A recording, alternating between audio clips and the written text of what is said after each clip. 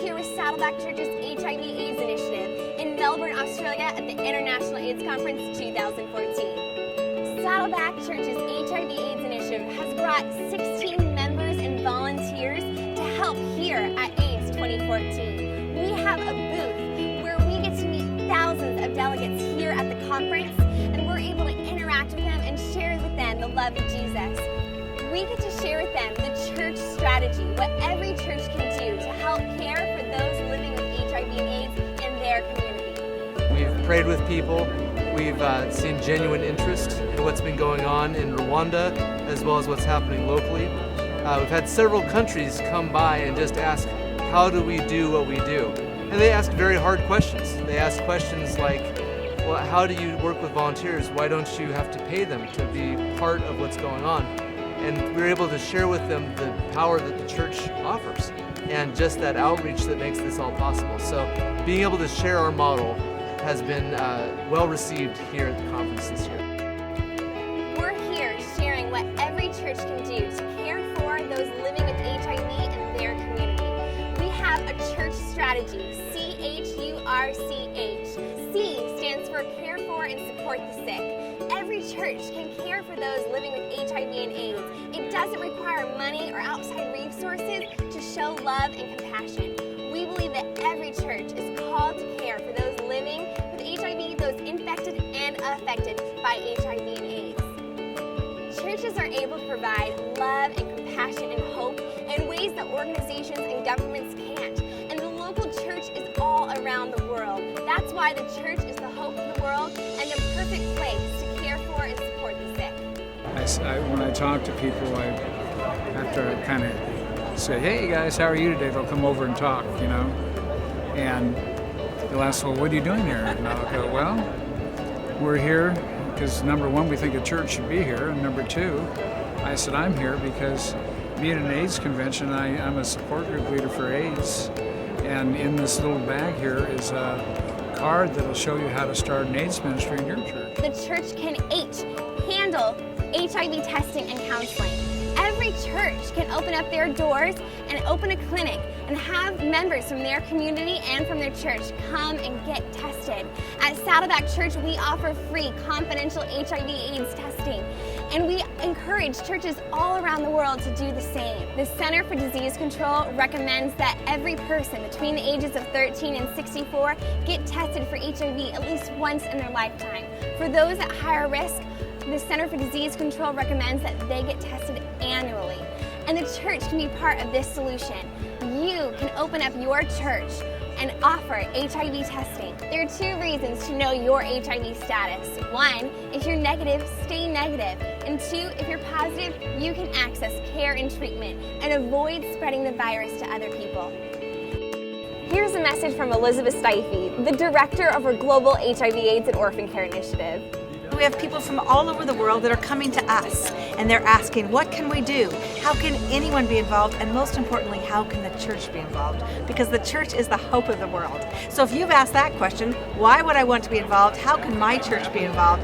You can Google us, or you can email us, or you can look at our website at HIV&AIDSinitiative.com and find out information on how your church can care for people who are living with HIV.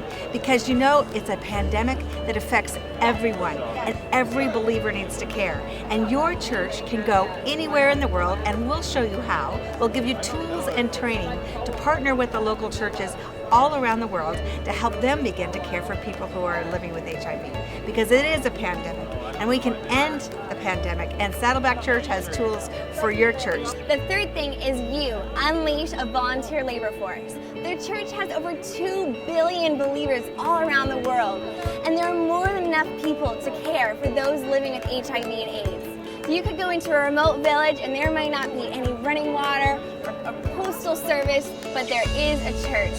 And so we believe that if ordinary believers were empowered to care for those in their community living with HIV and AIDS, this pandemic would cease to exist. Local churches across the globe are an enormous pool of untapped resources, of talent, of energy, and of compassion.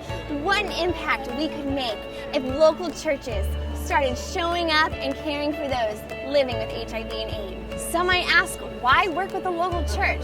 And there are 7 reasons why the local church is the hope of the world. First, the local church has the largest participation. Over 2.1 billion believers name the name of Jesus. The church has the widest distribution. The church is truly the most global organization. Churches are everywhere.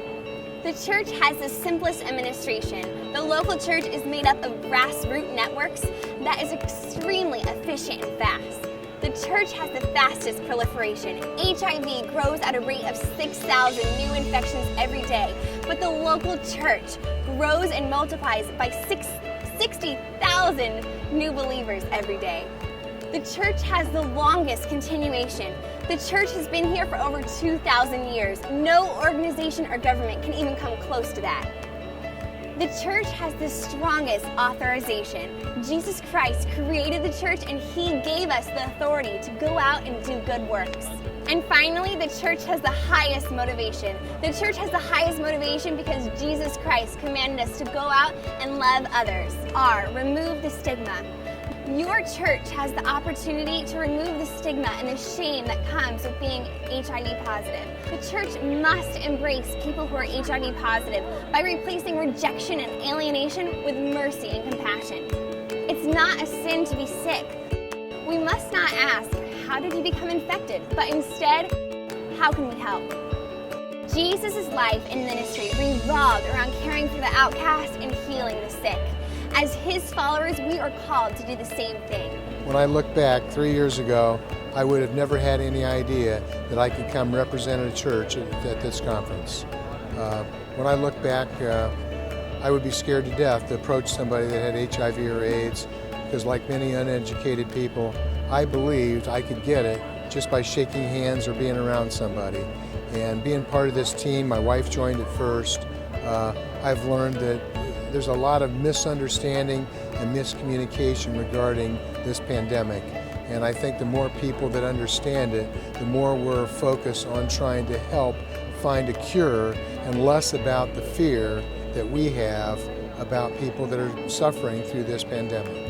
You know, if I look at Jesus Christ, you know, He didn't ask the leper how they got sick, He cured them. And that's our same role here. We don't care about how they got HIV or AIDS. We want to focus on helping them get better. C, champion healthy behavior. The church can offer spiritual motivation for abstinence, fidelity, and drug-free living. There are 4 things we can do to help slow the spread of HIV and AIDS. S, support correct and consistent condom use every time. L, limit number of sexual partners.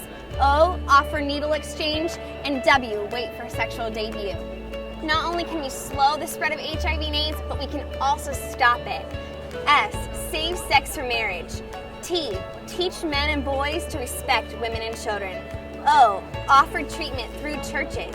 And P, partner with one person for life. There are 4 proven ways to stop the spread of HIV and AIDS. First, S, save sex for marriage. Not only does the Bible command us to abstain from sex before marriage, but it's also a proven way to stop the transmission of HIV. By teaching men and boys to view women and children as respected equals created in the image of God, we are helping reduce the spread of HIV, gender violence, and sexual abuse. O, offer treatment through churches. The church can offer more than just clean needles and condoms, but it can offer freedom from addiction and care for the addict. And finally, P, partner with one person for life. When one man and one woman come together faithfully in marriage, the risk of sexually transmitting HIV is virtually non-existent. This week, we've looked at 6 ways that the church can help care for those living with HIV and AIDS. Earlier this week, we've covered C, care for and support the sick. H, handle HIV testing and counseling. U, unleash a volunteer labor force. R, remove the stigma. C, champion healthy behavior. And today we're looking at H, help with HIV medications. HIV treatment requires special support that the church can provide. One might wonder, what can a church do to help with HIV medications? Check out this story from one volunteer from Saddleback Church's HIV/AIDS initiative and find out what they're doing. people from all over the world have been coming to visit us and find out more information about our initiative. 2 days ago, a young woman from Hong Kong came by, and her name was Nicole, and I got to know her. She was asking how she could bring this program to her church in Hong Kong, and we became friends. She's a social worker and has been working with HIV/AIDS for years, and she's been here 2 days in a row. I shared with her, and then she came back and shared her work with me and her posters, and it was just a wonderful friendship, and we're going to keep it ongoing on Facebook and through email, and hopefully she's hoping that we can come over and share more in Hong Kong. She will probably visit the Saddleback campus there, and it was just a wonderful way of getting to know someone from all over the world. We've talked to so many people, and we've just enjoyed being here and sharing and just loving on people. This concludes our week at AIDS 2014. For more information and resources, visit us online at HIVAIDSinitiative.com. Thanks so much for watching.